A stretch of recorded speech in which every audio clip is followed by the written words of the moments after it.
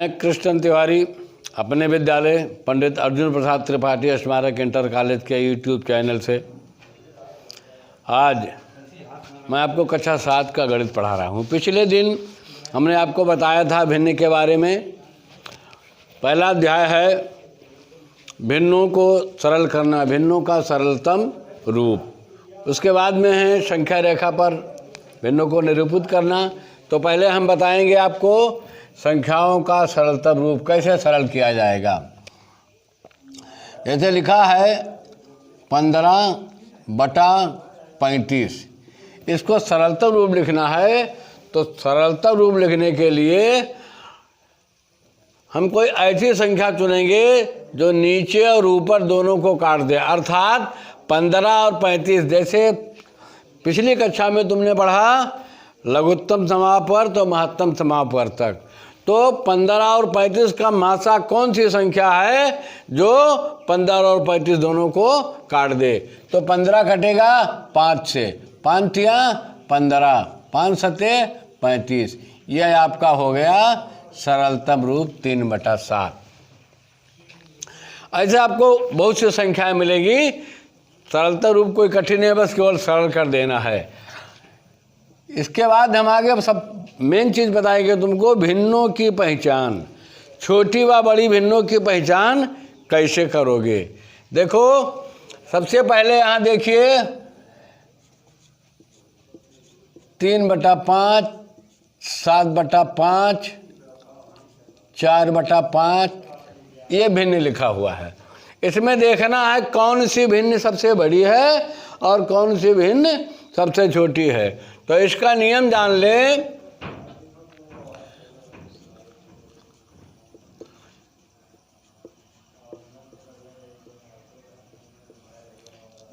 जिन भिन्नों के हर बराबर हों, हर बराबर हों,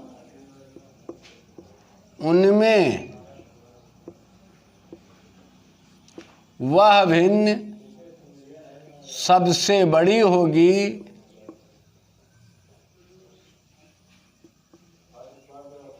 सबसे बड़ी होगी।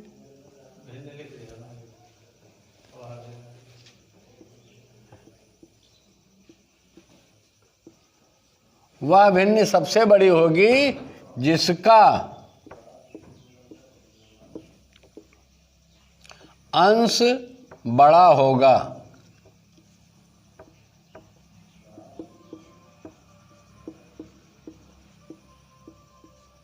ये एक नियम तुम्हारा हो गया। जिन भिन्नों के हर बराबर हो, इसके हर 5 5 5, सबके हर 5 है, तो इसमें बड़ी भिन्न क्या होगी? बड़ी भिन्न होगी 7। सबसे बड़ा अंश है तो बड़ी भिन्न होगी 7/5। अब अगर पूछा जाए कि छोटी भिन्न क्या होगी, तो जो सबसे हर अंश छोटा होगा तो छोटी भिन्न होगी 3/5। एक नियम तुम्हारा ये हो गया। दूसरा नियम है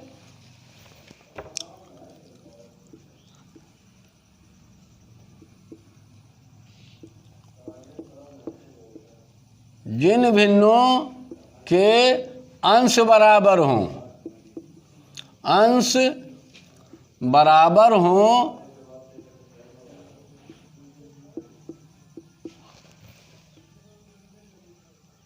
उस भिन्न में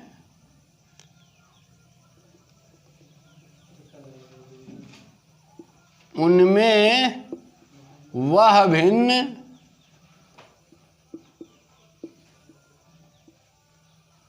सबसे बड़ी होगी,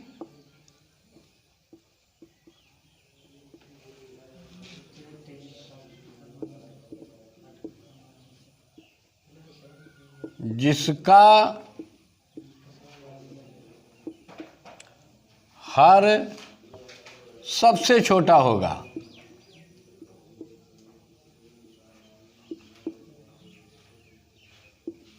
सबसे छोटा होगा। अच्छा, अब सबसे बड़ी भिन्न तो वो होगी जिसका हर सबसे छोटा होगा, और छोटी भिन्न और वह भिन्न सबसे छोटी होगी, सबसे छोटी होगी जिसका हर सबसे बड़ा होगा।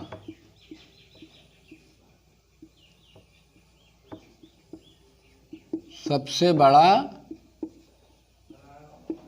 होगा। जैसे जैसे उदाहरण है 5/3, 5/2,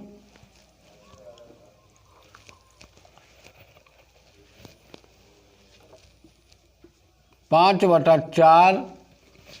अब ये लिखा है, नियम कहता है जिन भिन्नों के अंश बराबर हों उनमें वह भिन्न बड़ी होगी। बड़ी भिन्न जिसका हर सबसे छोटा होगा। तो सबसे हर छोटा किसका है? इसका है, अर्थात 5/2 ये बड़ी भिन्न हो गई। छोटी भिन्न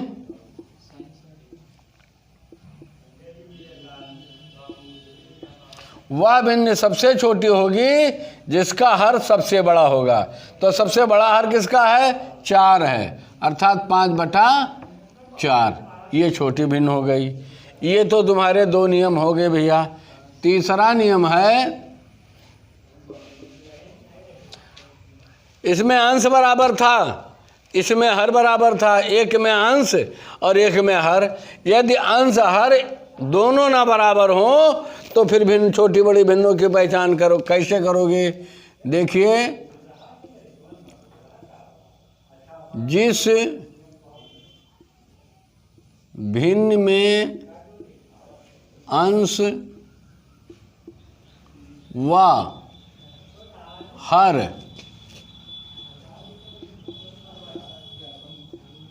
दोनों बराबर न हो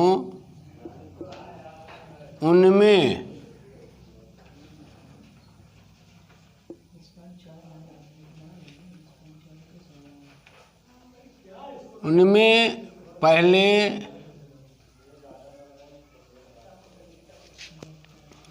हरों का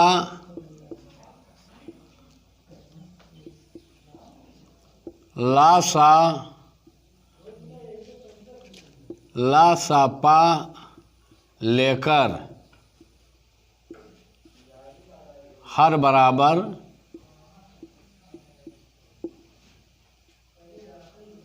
करते हैं।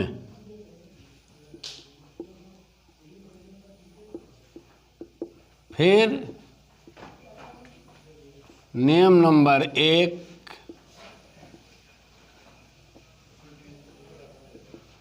एक की तरह छोटी व बड़ी भिन्नों की पहचान करते हैं। छोटी व बड़ी भिन्नों की पहचान करते हैं।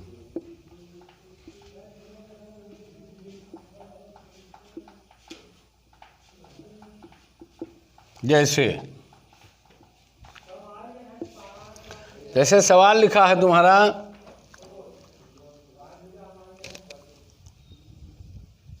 3/4,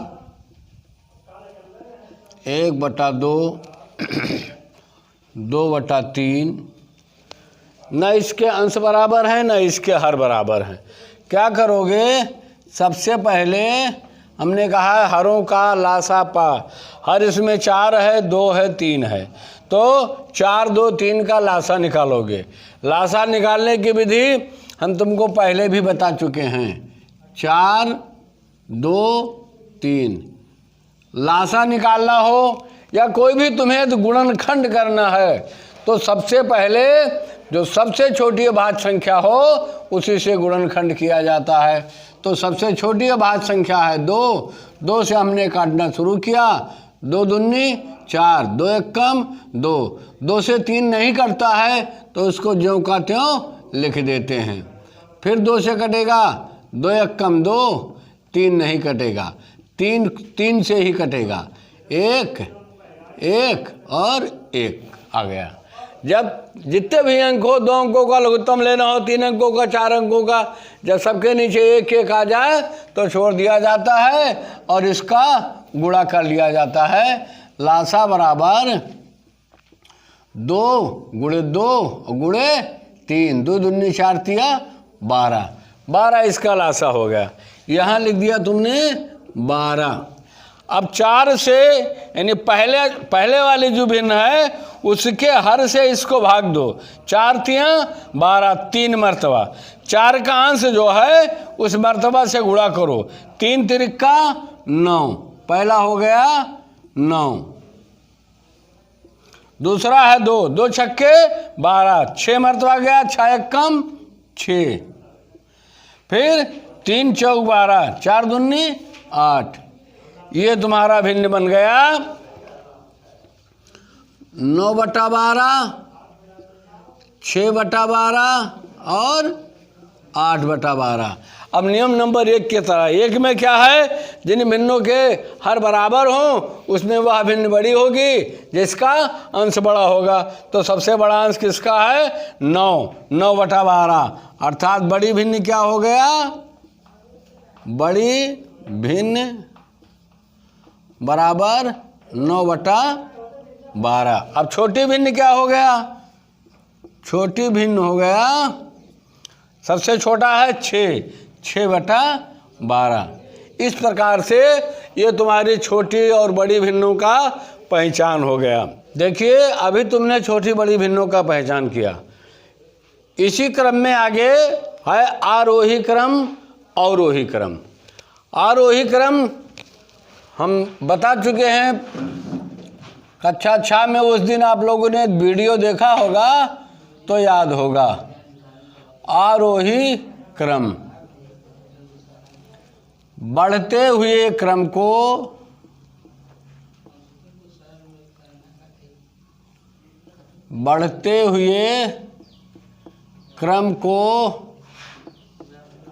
आरोही क्रम कहते हैं। आरोही क्रम कहते हैं।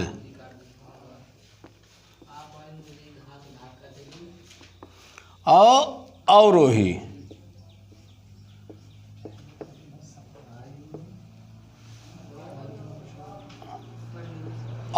क्रम घटते हुए क्रम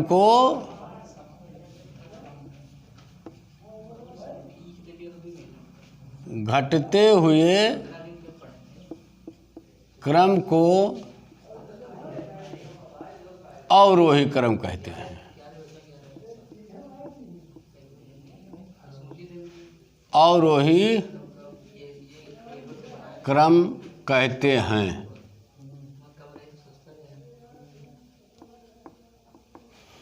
तो अब देखिए आरोही क्रम, अवरोही क्रम।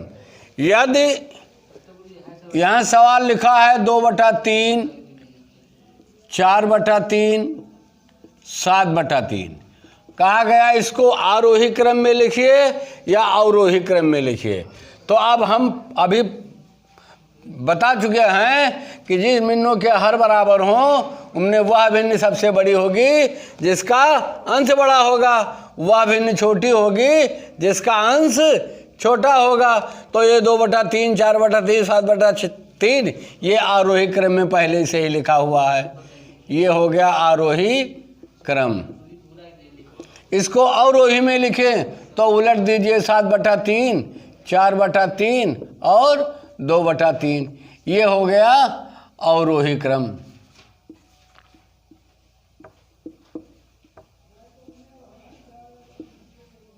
ये हो गया अवरोही क्रम।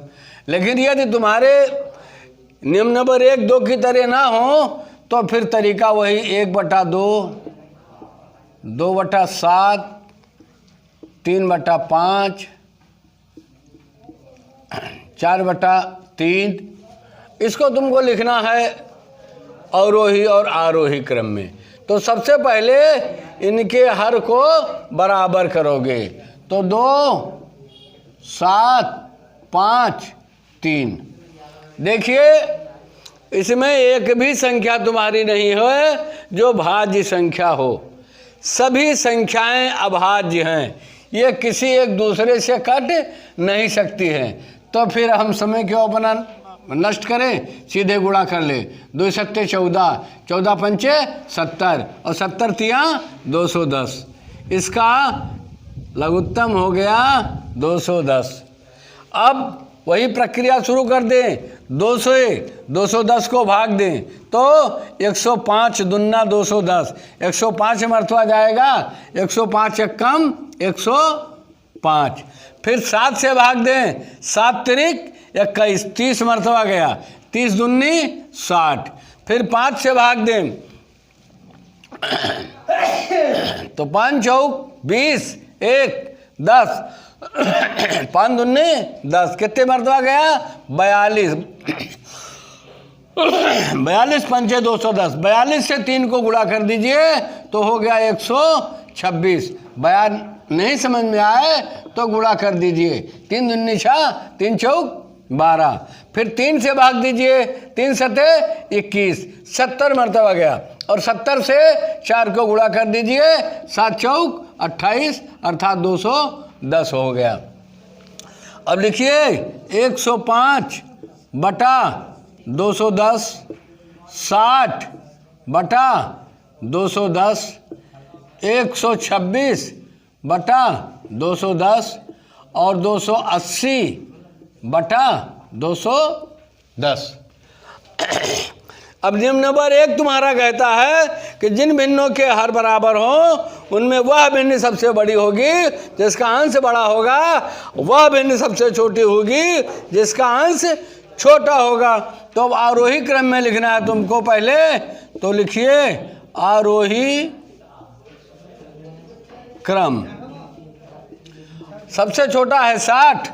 जब तुम अपना आंसर देखोगे किताब में तो आंसर में जो तुम्हारा सरल हुआ अंक है ये नहीं आएगा, आंसर में जो दिया हुआ है तुम्हारे किताब में पेपर में यही उत्तर आएगा।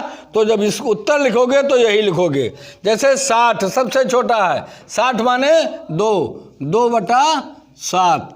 60 के बाद में है 105 अर्थात 1 बटा 2। 105 के बाद में है 126, 126 माने 3 बटा 5। और फिर सबसे बड़ा है 280 अर्थात 4 बटा 3। ये हो गया आरोही क्रम। अब इसको यदि तुमको अवरोही क्रम में लिखना हो तो अवरोही क्रम में लिखना कोई कठिन काम नहीं, केवल समझ जाओ बस। आरोही क्रम बस सीधे उलट दीजिए, 4 बटा 3, 3 बटा 5, 1 बटा 2, 2 बटा 7। ये तुम्हारे हो गए आरोही क्रम अवरोही क्रम।